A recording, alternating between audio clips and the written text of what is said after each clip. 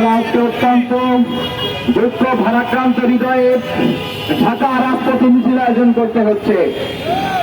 আপনারা দেখেছেন, যখন থেকে ঢাকা বিশ্ববিদ্যালয়ে ছাত্র সংসদ নির্বাচন ইসলামী ছাত্র শিবির গঠনমূলক কাজ করে এগিয়ে যাচ্ছে, তখন অন্যান্য বিশ্ববিদ্যালয়ে ছাত্রদল নামক একটি সংগঠন বিশৃঙ্খলা তৈরি করার মাধ্যমে অন্যান্য ক্যাম্পাসের নির্বাচনকে বাতিল করার চেষ্টা করছে। আমরা স্পষ্ট বলতে চাই, আজকে আমরা রাজশাহী বিশ্ববিদ্যালয়ে দেখেছি বহিরাগত সন্ত্রাসীদেরকে এনে রাষ্ট্র ভবনের তালা দিয়ে ফরম উত্তোলনে বাধা দেওয়া হয়েছে। অসংখ্য সাধারণ শিক্ষার্থীকে তারা আহত করেছে। তারা জানতো ইসলামী ছাত্র শিবির এখনো ফর্ম উঠায় নাই, আজকে সেই দিন।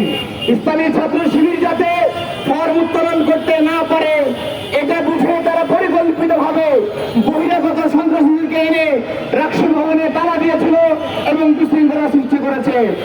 কিন্তু আপনারা দেখে থাকবেন, শিক্ষার্থীদের কাছে এই সমস্ত সন্ত্রাসীরা কোনো পাত্তা পায় নাই।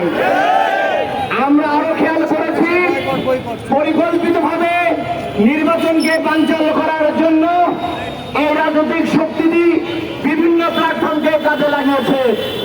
ঢাকা বিশ্ববিদ্যালয়ে প্রশাসনের উদ্যোগে যে মিটিং হয়েছিল, সেখানে বামদেরকে কাজে লাগিয়ে তারা এই মিটিংকে বানচাল করার চেষ্টা করেছিল।